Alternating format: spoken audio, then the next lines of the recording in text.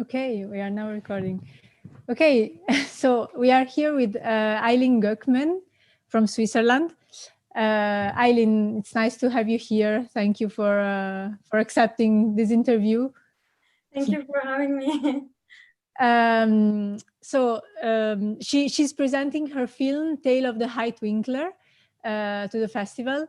It has been premiered yesterday evening, and it will remain available to watch on the internet until the end of the festival. So for those who have lost it, it's online. You can watch it until the 18th of October.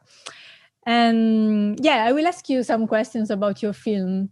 At first, I need to say that this film explores, as you wrote, explores the tumultuous relationship that sailors and monks have had with Hoge Blekker, if I pronounce it well, the highest sand dune in Belgium.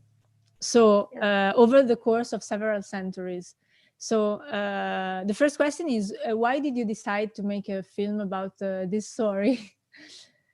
So it was a semester film. It was a school project within the program DOC NOMADS. So it's a mobile school, and it takes place in 3 cities in Europe. So we started in Lisbon, then we went to Budapest, and then to Brussels.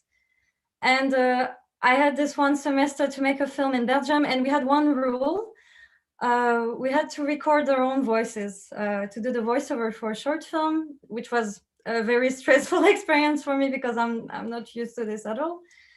And I was looking for some kind of magic, maybe. I remember I was on Google Maps actually, and I was looking at places in Belgium, and then I found this.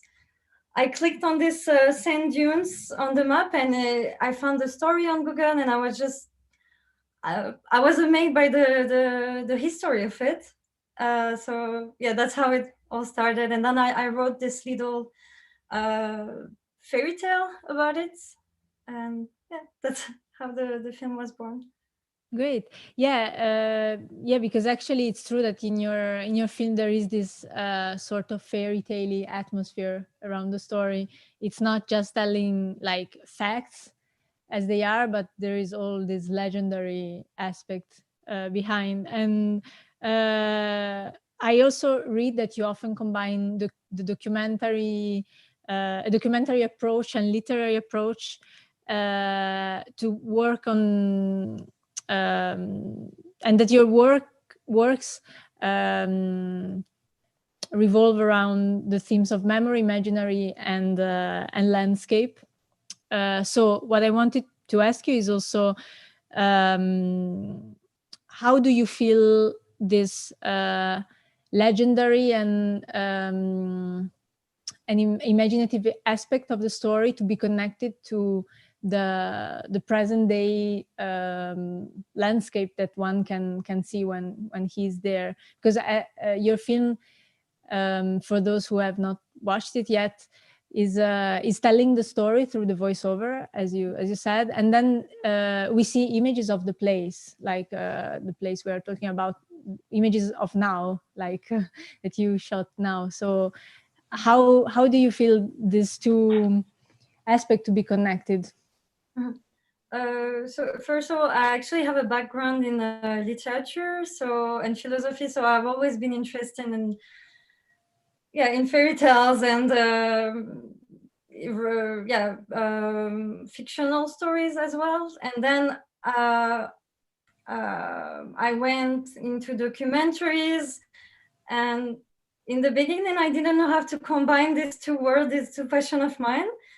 And I think this is a bit related to my personal approach to documentaries. I really like to add some magic, some almost magical realism into it. I'm not that interested in just filming factual reality. I always try to add my touch of, I don't know, imagination. And so I've always, lately all my projects were related to things that can be actually captured on camera, that are not visual, like imagination, memories, dream. So there's always this challenge of how to tell these stories. For example, the stories that it happened centuries ago, it started centuries ago. So how can I tell it today in a documentary? The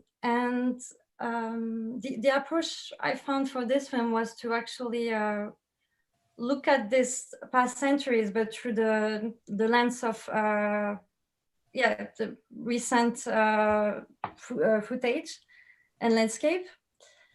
And so I try to tell something about the past by confronting it to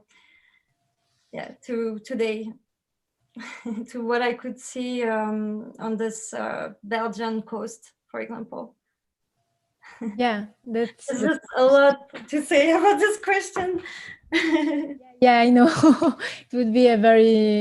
It could be also a very long answer. I know. I'm sure that people who will watch the film will feel this actually, even without giving a very long answer. I'm sure about this. And yeah, it's interesting because, as you said, it's true. It's really a work that is about something that is very delicate and invisible. It's like a sort of other invisible layer of reality. And I wanted to ask you if it's but you almost already answered to this question, like if this approach is something you use, you have applied also in other works, or if it was something new for you, like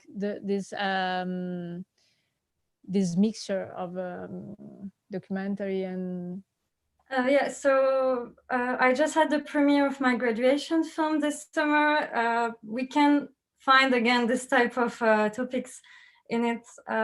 It was about a collective trauma related to environmental catastrophes. So in this other film, I used archives and mythology also to express this. And right now I'm working on a subject that is even more challenging because everything is happening in the mind of this one character. So I've been playing around with Super 8 film to try to give a sense of his sensory memories. It's always very difficult. I feel like I've been trying to make more like easier films, but I didn't feel this passion. So yeah, always going for this kind of challenging topics, and so yeah, every filmmaker put himself in some kind of challenges every time. So yeah, sometimes I'm asking myself, but why I'm making myself suffering like this? Because I feel like it could be easier to just go and just maybe shoot something that's happening. And I always want to film the past or the memories or imagination of someone, the dreams of someone. And also I chose this documentary approach. So yeah, it's not always easy, but I really enjoyed the challenge. And yeah. Yeah. I guess somehow, I mean, this is just my thought at the moment, like probably is also just your way of seeing reality, like you're just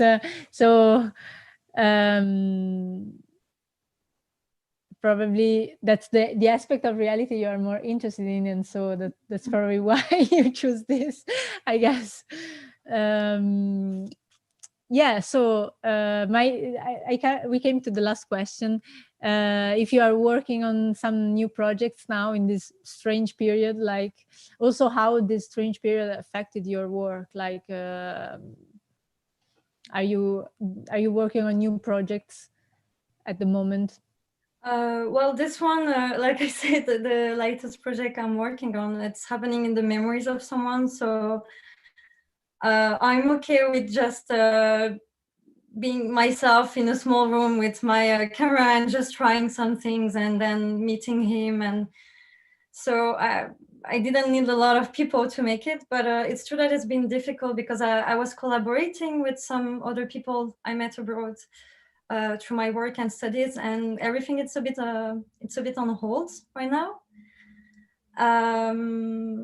It is a bit worrying, but I think so far we've been adapting very well. I've been to two festivals actually, Locarno, and last week I went to Zurich Film Festival as an industry member, and it's a very, very strange experience.